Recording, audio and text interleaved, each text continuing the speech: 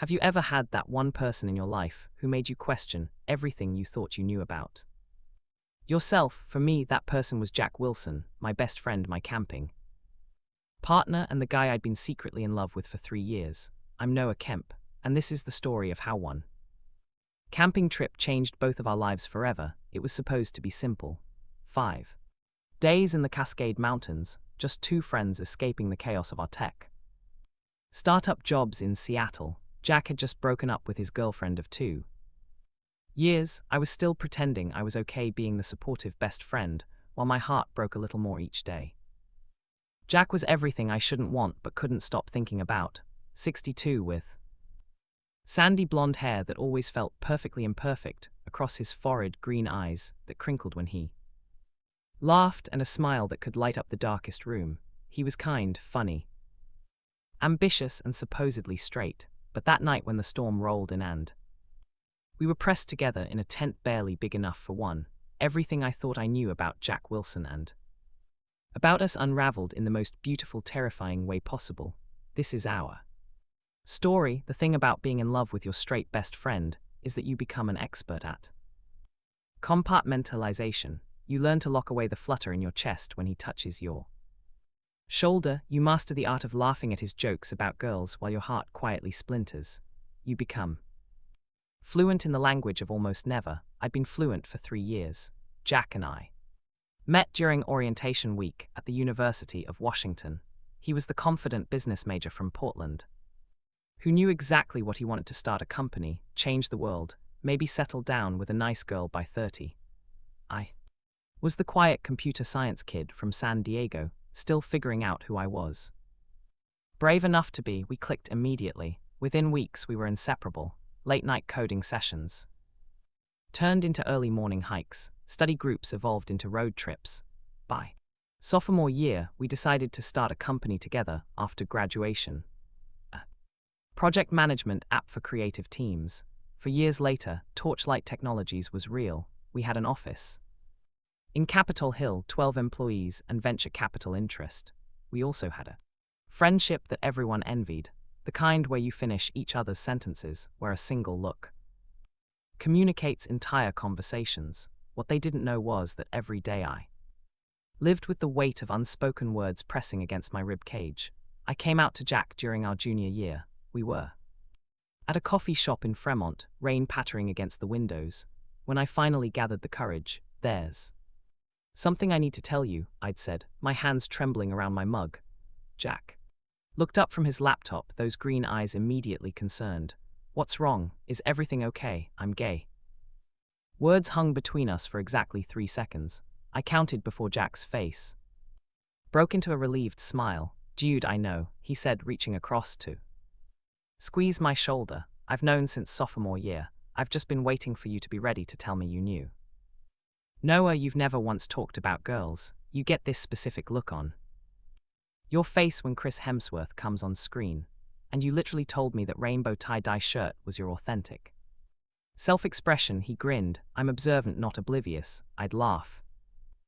Then relief flooding through me. "And we're okay. Are you kidding? You're my best friend. This doesn't change anything." He paused. "Well, except now I can actually introduce you to my gay cousin. He's been asking about you." That was Jack, accepting, supportive, perfectly comfortable with who I was, just not interested in being anything more than friends.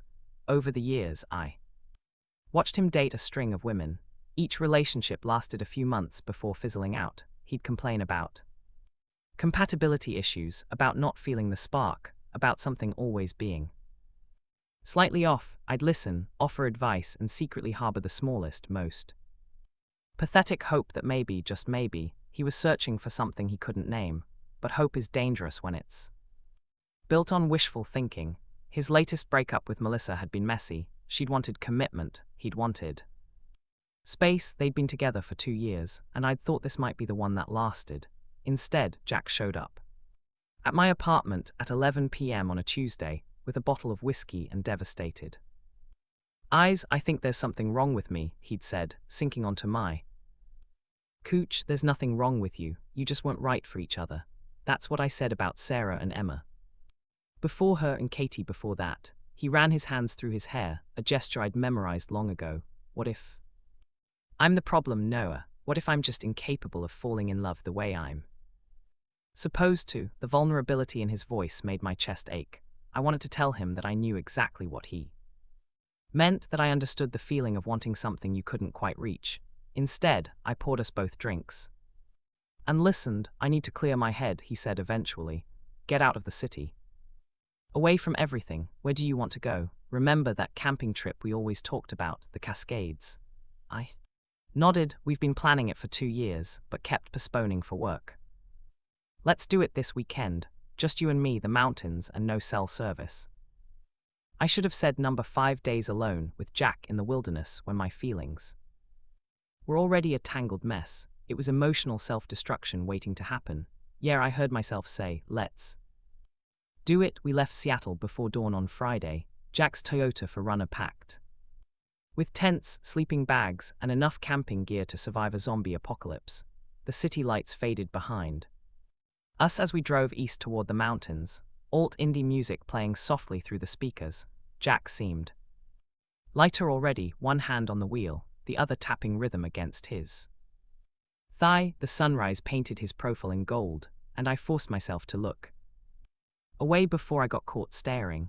Thanks for doing this, he said as we merged onto Highway 2. I know you probably had plans this weekend.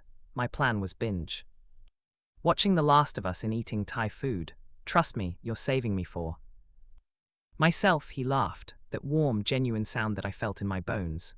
Still, I appreciate it. You're always there when I need you. You have no idea how much I wish that meant something different. I thought the drive took 3 hours, winding through increasingly dense forest until we reached the trailhead. The parking lot was nearly empty. Most people preferred summer camping, and it was only early May. The air was crisp and sharp with pine scent. We loaded our backpacks and started hiking. The trail was challenging but beautiful, cutting through old-growth forest where sunlight filtered through cedar and Douglas fir and cathedral rays. Jack set a steady pace, occasionally pointing out birds or interesting rock formations. This was where we were best together, moving side by side through the world, comfortable in shared silence, punctuated by easy conversation. Out here, I could almost forget the complicated knot of feelings I carried. Almost so honest question, Jack said as we stopped for water around Mile 4. Why don't you date more? The question caught me off guard. What? You're smart, funny, genuinely good-looking. Don't give me that face. You know it's true, but you never talk about dating. My cousin Josh is still single. By the way, I took a long drink from my water bottle. Buying time, I don't know. I guess I haven't met the right person, or you're hung up on someone you think you can't have. My heart stopped. I looked at Jack sharply, but his expression was open, curious, not knowing, just intuitive maybe. I admitted carefully, for what it's worth, anyone would be lucky to have you. He clapped my shoulder, casual, friendly, oblivious, and started walking again. I followed, those words echoing in my mind like a bittersweet melody. We reached our campsite by late afternoon. It was perfect, a clearing near a stream, surrounded by towering pines with the view of snow-capped peaks in the distance. We set up our tents. Jack insisted on bringing 2 small ones instead of one larger tent for personal space, and gathered firewood. As evening settled in, we cooked dinner over the fire, foil packet chicken with vegetables. Simple, but delicious in the way that everything tastes better outdoors. The temperature dropped as darkness fell, and we moved closer to the flames. This is exactly what I needed, Jack said, staring into the fire. No meetings, no emails, no pressure, just this. The mountains have a way of putting things in perspective. I agree. Do you ever feel like you're living the life you're supposed to be living, or do you sometimes wonder if there's this other version of yourself out there, making completely different choices? The question was uncharacteristically philosophical for Jack. What brought that on? I don't know. Melissa said something before we broke up. She said I was holding back, like part of me was unavailable, and she was right. He looked up from the fire, meeting my eyes. I just don't know why. The fire light played across his face, illuminating the genuine confusion there. My heart itched for him, for the questions he was asking, for the answers. He wasn't ready to hear. Maybe you're just figuring things out, I said softly. There's no timeline for understanding yourself. Is that what it was like for you coming out? Yeah, it took me a long time to accept it, even longer to say it out loud, but you knew deep down. I think part of me always knew, I just had to get brave enough to admit it. Jack nodded slowly, then surprised me by asking, what made you finally ready to tell me? I thought back to that coffee shop, to the terror and hope that had war inside me. I realized I couldn't be fully myself with the people I loved if I was hiding such a fundamental part of who I was. And you mattered too. Much to lie to, something flickered across Jack's face, an expression I couldn't quite read in the firelight. You mattered to me too, he said quietly, more than you probably know. The moment stretched between us, heavy with something unspoken. Then Jack cleared his throat and stood. We should probably get some sleep. Big hiking day tomorrow. Yeah, good night, Jack. Good night, Noah. I watched him disappear into his tent, my heart pounding against my ribs. The fire crackled and popped, sending sparks spiraling into the night sky like tiny temporary wishes. I didn't know it then, but everything was about to change. Saturday dawn clear and brilliant. We woke early, made coffee on the camp stove, and set out to explore deeper into the wilderness. The trail led us alongside the stream, which gradually transformed into a series of small waterfalls cascading over moss-covered rocks. Jack was in his element, pointing out wildlife tracks, identifying plants, moving with the easy confidence of someone completely comfortable in his own skin. I found myself watching him more than the scenery, cataloging the small details, the way he pushed his sleeves up to his elbows, the concentration on his face as he navigated tricky sections of trail.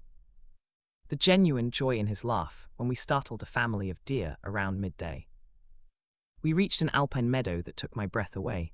Wild flowers carpeted the ground in purples and yellows, and the mountain peaks surrounded us like protective guardians. This is incredible, I breathed. Jack pulled out his phone for a picture, then laughed. No signal, right? We're supposed to be disconnected. How's that feel, honestly? Amazing. He spread his arms wide. No one can reach us. No investors demanding updates, no family asking when I'm going to settle down. Just us in the mountains.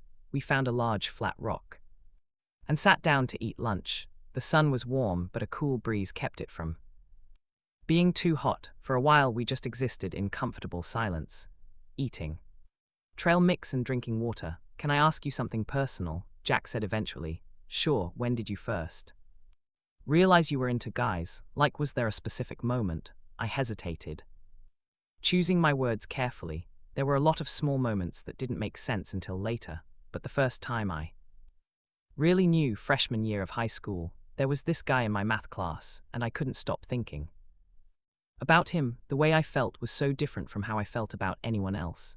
It scared me because it was a guy. Because it meant I was different from what I thought I was supposed to be, different from what my family expected. Jack nodded thoughtfully. Your parents came around eventually though, right? Eventually. It took time. My mom struggled with it. She's religious and it challenged everything she believed, but love went out in the end. I glanced at him. Why all the questions, I guess? I'm just trying to understand. You're the first close friend I've had who's gay, and I realize I've never really asked about your experience.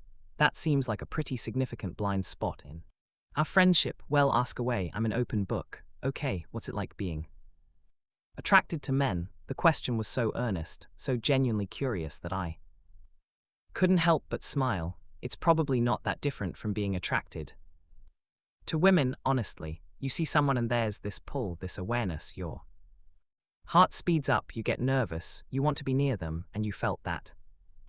The whole falling in love thing. Yeah, I said carefully. I've felt it, but you said you haven't met the right person. I said I haven't met someone who's available. That's different. Jack turned to look at me fully, those green eyes searching my face.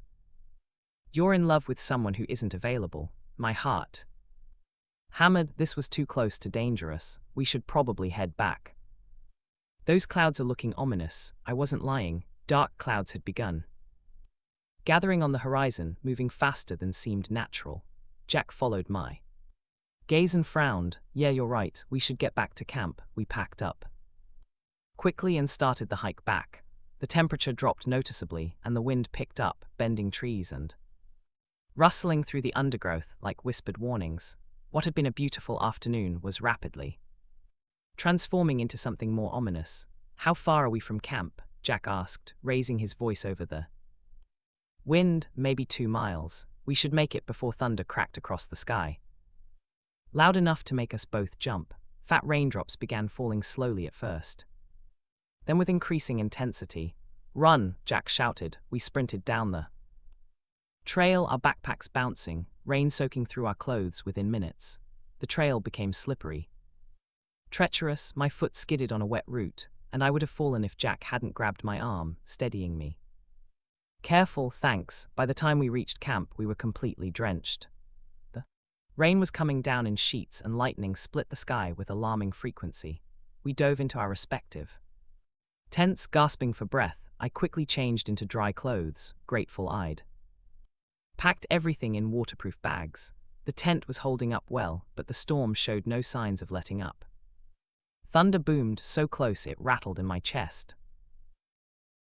Noah, Jack's voice carried over the storm, my tent's leaking. I unzipped my tent and peered out. Jack was trying to patch a seam where water was streaming in, but it was a losing battle. Get your sleeping bag and get over here, I shouted. What? My tent's fine, bring your stuff. He didn't argue. Within minutes, he was scrambling into my tent, dragging his sleeping bag and backpack. We zipped it shut against the storm, and suddenly the space that had seemed adequate for one person felt impossibly small with two. We were pressed close together, our shoulders touching, breathing hard from the sprint and the adrenaline. Jack's hair was plastered to his forehead, water dripping down his face. His wet shirt clung to his frame. Sorry, he said, trying to make himself smaller. I should have checked that seam better. It's fine, we'll make it work. Outside, the storm raged with primal fury.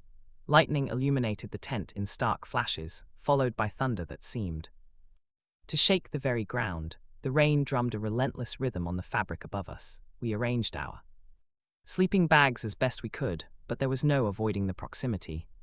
Our bodies were pressed together from shoulder to hip, sharing warmth in the cooling air. This is cozy, Jack joked. But his voice was tight. Yeah, silence fell between us, but it wasn't comfortable anymore. It was charged, electric like the storm outside. I was hyper-aware of every point where our bodies touched, of the rise and fall of his breathing, of the warmth radiating from his skin. Noah, Jack said quietly. Yeah, that person you're in love with. The one who's not available. He turned his head to look at me, our faces inches apart in the dim light. Is it someone I know? My breath caught. This was the moment, the precipice. I could lie, deflect, protect our friendship, or I could tell the truth and risk losing everything, Jack, because I've been thinking about what you said about getting brave enough to admit things. His voice was barely above a whisper, and I think maybe I've been lying to myself. My heart stopped. What? Every relationship I've had has felt wrong. Not because of the women, they were all great, but because they weren't. He swallowed hard. They weren't you. The world seemed to tilt. Jack, what are you saying? I don't know what this means or what I am. Or his voice broke slightly. But I know that you're the person I want to talk to every day. You're the first person I think about in the morning and the last one before I sleep. And when you look at me, I feel something I've never felt with anyone else. Tears prick my eyes. You're straight. I thought I was, but straight guys don't think about kissing their best friend, do they? They don't lie. Awake, wondering what it would be like to hold them, to touch them. Too, he stopped breathing hard. I'm terrified. Noah, I don't know how to be this person. I reached up with the trembling hand and touched his face, feeling the stubble on his jaw, the reality of this moment. You don't have to be anyone but yourself. What if myself is someone I don't recognize? Then we'll figure it out together. If you want to, I do. God, I want to so badly it scares me. The rain pounded above us. Lightning flashed, and in that illuminated moment, Jack closed the distance between us. His lips met mine, tentative, uncertain, searching. It was nothing like I'd Imagined in my countless fantasies, it was better, real, imperfect. His mouth was warm, his hand coming up to cup my face with a gentleness that made my chest ache. I kissed him back, trying to pour 3 years of longing into that contact. Jack made a small sound. Surprise, neighed, wonder, and deepened the kiss. His fingers threaded through my wet hair, his body pressing more firmly against mine. When we finally broke apart, both breathing heavily, his eyes were wide with shock and something like joy. Wow, he whispered. Yeah, I've never with a guy before. I know, but that was, he searched for words. That was everything. I smiled through the tears now streaming down my face. You have no idea how long I've wanted to do that. How long? 3 years. His eyes widened. 3, Noah, why didn't you say anything? Because you were straight. Because I valued our friendship more than my feelings. Because he kissed me. Again, cutting off my words. This kiss was more confident, more certain. His hands explored, tracing my shoulders, my back, mapping territory that was suddenly no longer forbidden. We pulled apart, only 2 shed layers, suddenly 2. Warm despite the cold rain, shirts came off, the sleeping bags were unzipped and combined into one makeshift cocoon. We lay facing each other, skin against skin, hearts pounding in sync. Is this okay? Jack asked, his hand hovering over my chest. More than okay. He touched me then, gentle explorations that made my breath hitch. His fingers traced patterns on my skin, learning, discovering. I returned the attention, watching his face as I mapped his body, seeing the wonder and desire there. Tell me if I do something wrong, he murmured. Against my neck. There is no wrong, just us. We spent hours in that tent, learning each other's bodies, sharing kisses that ranged from tender to desperate. The storm raged outside, but inside we created our own shelter built from trust, desire, and 3 years of unspoken longing. Finally finding voice, I woke to silence. The storm had passed. Sometime in the night, leaving behind the clean, fresh smell of rain-washed earth. Early morning light filtered through the tent fabric, painting everything in soft amber. Jack was still asleep beside me, his face peaceful in repose. One arm was draped across my waist, our legs tangled together beneath the sleeping bag. His chest rose and fell with steady breaths. I watched him sleep, still not quite believing the previous night had been real. Had Jack Wilson really kissed me? Had we really spent hours exploring each other, whispering confessions between kisses, falling asleep wrapped in each other's arms? As if sensing my gaze, Jack's eyes fluttered open. For a moment he looked confused, then memory flooded back and his expression shifted through a dozen emotions before landing on something soft and wondering. Hi, he whispered. Hi, so that happened. A slow smile spread across his face. I thought maybe I dreamed it, not a dream. He pulled me closer, nuzzling into my neck. Good, because it was the best thing that's ever happened to me. My heart swelled. Yeah, he lifted his head to look at me. I'm also completely terrified. I know, what if I'm bad at this? What if I don't know how to be whatever I am now? I touched his face gently. You don't have to have it all figured out. We can take this as slow as you need. There's no timeline, no checklist. You're just Jack and I'm just Noah, and we're figuring it out together. He kissed me then, soft and sweet. I don't deserve you. That's not true. It is. You've been patient with me for so long. God, 3 years, Noah. How did you not say anything? Because I loved you too much to risk losing you. The words hung between us. I hadn't meant to say them. Not yet, not this soon. But they were out now, honest and irreversible. Jack's eyes glistened. You love me? Yeah, I do. I have for a long time. I don't know if I'm allowed to say it back yet. I don't know if I know what this feeling is, but whatever it is, it's huge and it's scary and it's all consuming and it's all for you. That's more than enough. We lay there for a while longer, exchanging lazy kisses and quiet words before hunger and biological necessity forced us to leave our cocoon. We dressed slowly, stealing glances and touches, everything charged with new meaning. Outside, the world had been transformed. Everything sparkled with water droplets catching the morning light. The air was crisp and clean. Our campsite had survived the storm mostly intact, though Jack's tent was definitely beyond repair. Guess you're stuck with me, Jack said, surveying the damage. Such a hardship. he laughed and pulled me in for a kiss. It was easier now, more natural, though I could still see the wonder in his eyes each time our lips met, like he couldn't quite believe he was allowed to do this. We made breakfast together, oatmeal with dried fruit, moving around each other with a new awareness. Every accidental brush of hands felt electric, every shared glance carried weight. We should talk about what happens when we get back, Jack said as we ate. What do you want to happen? He sat down his bowl, his expression serious. I want to be with you, like actually together, but I also need time to process all of this. I've spent my whole life thinking I was one thing, and now, he gestured helplessly, I need to figure out what this means for my identity, how to tell people how to exist in the world as someone different from who I thought I was. I understand, but I don't want you to think that means I'm uncertain about you. I'm not. This is the most certain I've felt about anything in years. Hope bloomed in my chest. So we're together, like actually together. If you'll have me, despite me being a complete mess who's figuring things out, Jack, I've wanted this for 3 years. I can wait however long you need to get comfortable. Thank you. He reached across and took my hand. Can we just keep this between us for a little while until I wrapped my head around it? Of course. We spent the rest of the morning breaking down camp and packing up. Every task was punctuated by kisses, touches, laughter. It felt like playing house, like trying on a new life to see if it fit. It fit perfectly. The hike back to the trailhead took most of Sunday. We moved slowly, stopping frequently, sometimes to rest, but mostly just to be together, to kiss under the canopy of trees, to hold hands where no one could see, to whisper things we'd never said aloud before. I keep thinking about all the times I could have figured this out, Jack said as we rested by a stream. All the signs I missed. Like what? Like how I always wanted you around more than anyone else. How I measured every girlfriend against you and they all fell short. How jealous I got when you went on that date with Marcus last year. I remembered that date.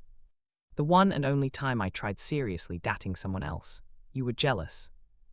Insanely, I convinced myself it was just protective best friend stuff, but he shook his head. I was an idiot. You weren't ready. That's different from being an idiot. I wasted so much time. We're here now, that's what matters. He kissed me deep and thorough until we were both breathless. I really like kissing you. I really like kissing you too. Is it always like this? Consuming when it's right? Yeah, than everyone I dated before. I'm not sure I ever actually kissed them properly, because this is completely different. We reached the parking lot by late afternoon. Jack's forerunner sat waiting and reality began to creep back in. In a few hours we'd be back in Seattle, back to our regular lives, back to a world where Jack wasn't out yet, where we had to hide what we'd found. The drive home was quieter than the drive up had been. Jack drove with one hand, his other hand clasped with mine on the center console. Neither of us wanted to let go. I need to tell you something, Jack said as we merged onto I-90, and I need you to understand it's not about you. My heart clenched. Okay, at work I need to keep things professional, not because I'm ashamed. I'm not, but because I need time to come out on my own terms to my family, my friends, the team, and I need to do it right. I get it, do you? Because I don't want you to feel like I'm hiding you or our relationship. This is just, it's a lot, and I need to process it before I deal with everyone else's reactions. Jack, I've been out for years. I remember what it's like. That liminal space between knowing yourself and being ready to tell the world. Take all the time you need. He lifted my hand to his lips. What did I do to deserve you? You were yourself. That's all I ever needed. The next few weeks were some of the hardest and most wonderful of my life. At work, Jack and I maintained our professional relationship, best friends and business partners. Nothing more. In the evenings, we were together learning each other in this new context. Jack approached his sexuality the way he approached everything, with thorough research and careful consideration. He read articles, listened to podcasts, joined anonymous online forums for people questioning their sexuality.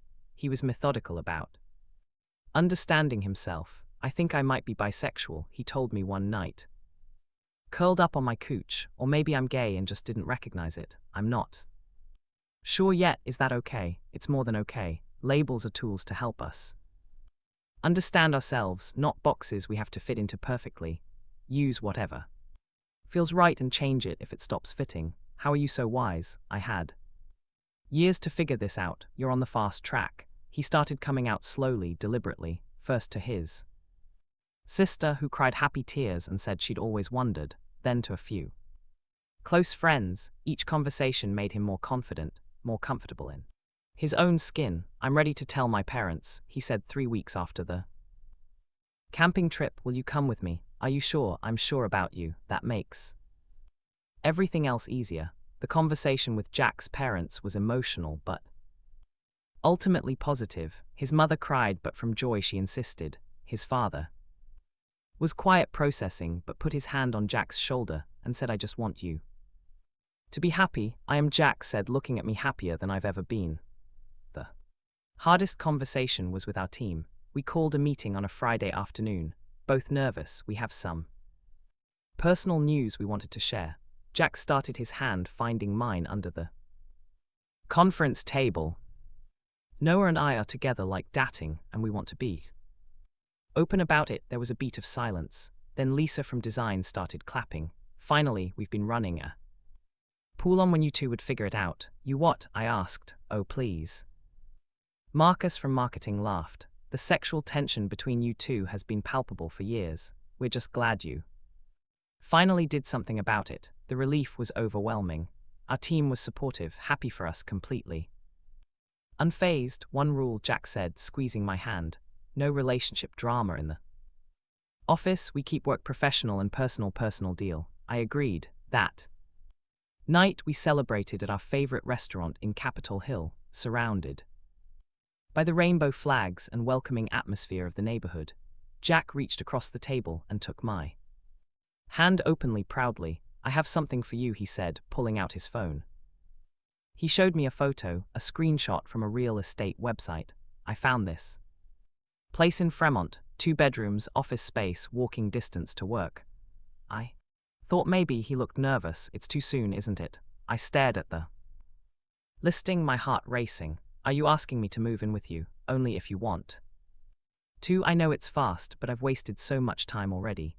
I don't want to waste anymore. Yes, I said, tears in my eyes. Yes, I want to move in with you. His smile could have lit up the entire city. I'm writing this from our back deck in Fremont, watching the sunset paint the sky in shades of orange and pink. Jack is inside on a video call with investors. We just closed our Series B funding, and Torchlight is about to expand into 3 new cities. It's been a year since that camping trip changed everything. A year of growth, challenges, joy, and discovery. Jack has fully embraced his identity as a bisexual man, even speaking at a local LGBTQ+ youth center about coming out. Later in life, he's become an advocate, using his platform as a successful entrepreneur to push for queer representation in tech. Our relationship has deepened in ways I never imagined possible. We've had our challenges, learning to balance work and romance, navigating the complexities of being out in the business world, managing the occasional ignorant comment or confused look, but we faced everything together, and it's made us stronger. The camping gear sits in our garage, waiting for our next adventure. We go back to the Cascades every few months, returning to that same spot where everything changed. Last time we brought a better tent. One big enough for 2, designed for comfort rather than emergency shelter. Hey, Jack calls from inside. Come look at this. I head in to find him grinning at his laptop screen. What? The investors want to do a profile piece on us for TechCrunch, about building a company as partners, both business and life partners. They think it's an inspiring story and you want to do it. I do. I think our story could help people, show them that it's never too late to figure yourself out, that love can surprise you when you least expect it. He stands and wraps his arms around me. What do you think? I lean into his embrace, still marveling at how natural this has become.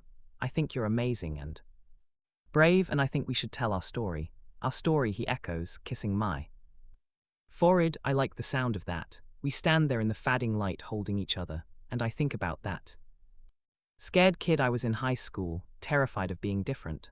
I think about the college student who fell in Love with his straight best friend, and thought it was hopeless.